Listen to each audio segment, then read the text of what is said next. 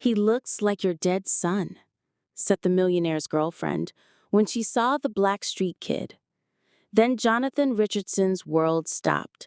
The phrase cut through the cold December morning air like a sharp blade, echoing across the empty shopping center parking lot. The blonde woman at his side, Victoria, had uttered those words as casually as one might comment on the weather, unaware that she had just reopened a wound that had taken Jonathan 5 years to heal.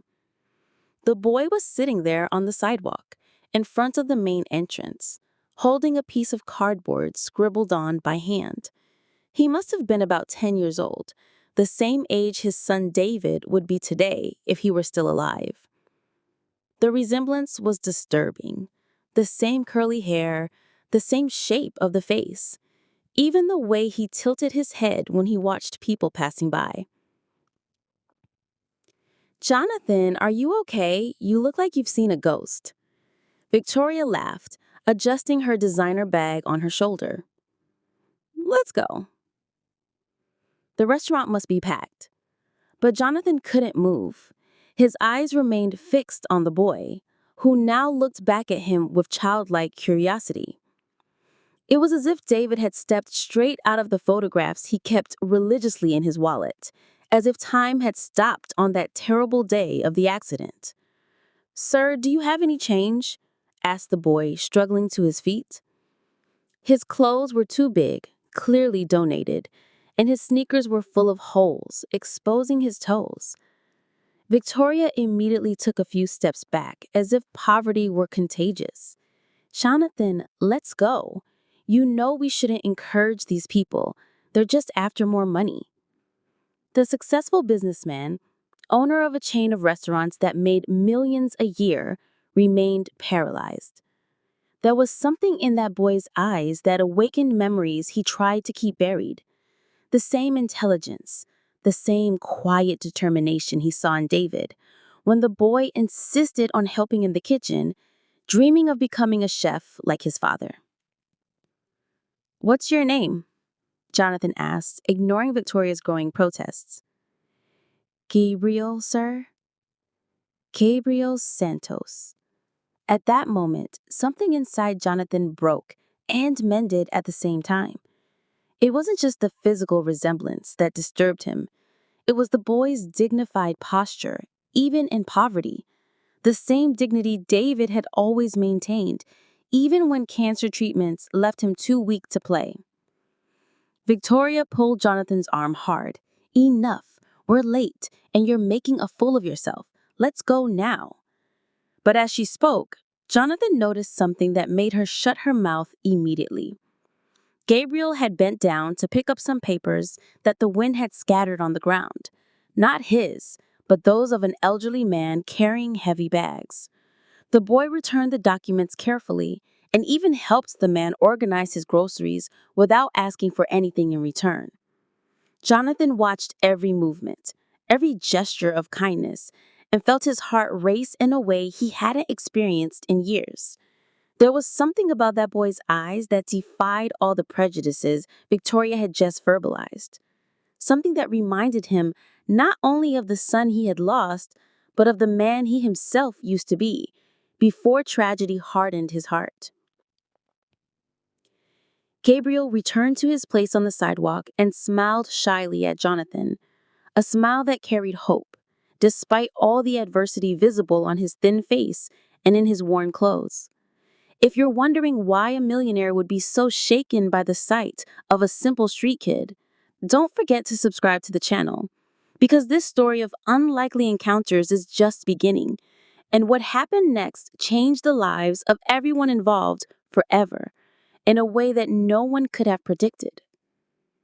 Victoria couldn't understand why Jonathan remained there, standing like a statue, watching that dirty child as if he were the most important thing in the world.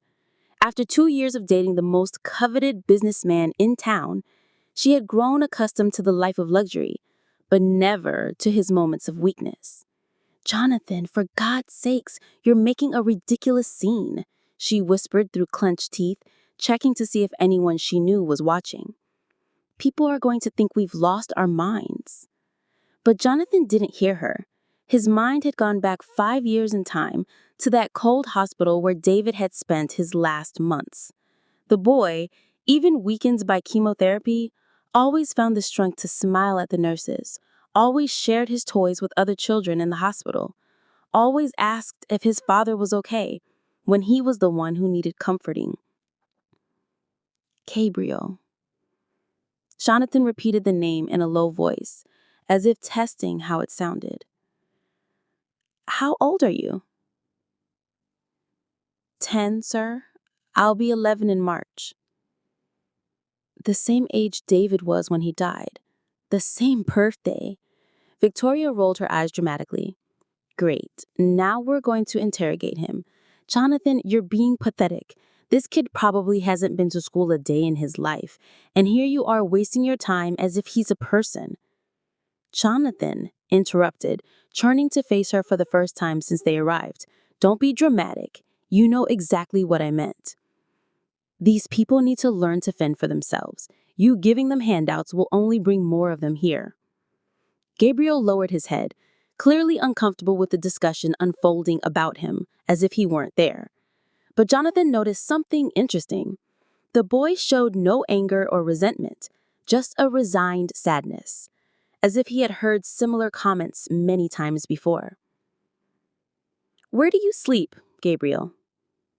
Jonathan asked, completely ignoring Victoria's exasperated sigh.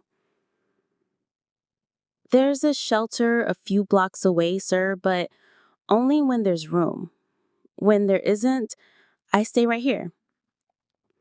The boy pointed to a side entrance of the mall, partially protected from the rain. Victoria crossed her arms, her patience reaching its limit.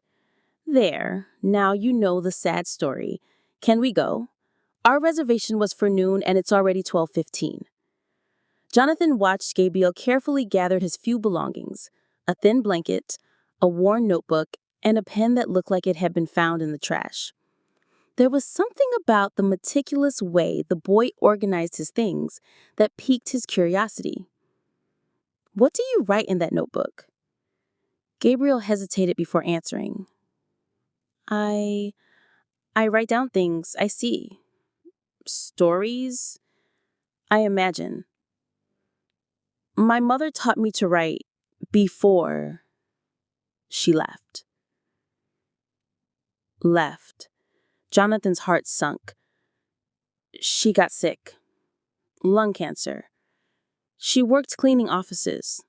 But when she got too weak to work, Gabriel shrugged. The hospital said there was nothing they could do without money. She died 2 years ago. Victoria let out a bitter laugh. Sure, the dead mother story. They always have a dramatic story ready. Jonathan, you're being manipulated by a 10-year-old. It's embarrassing.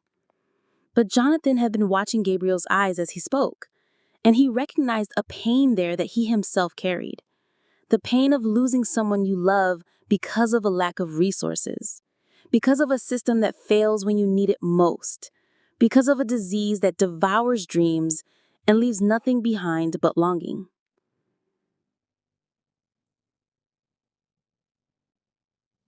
Do you still write stories?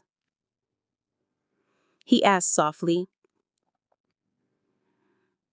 Gabriel nodded shyly.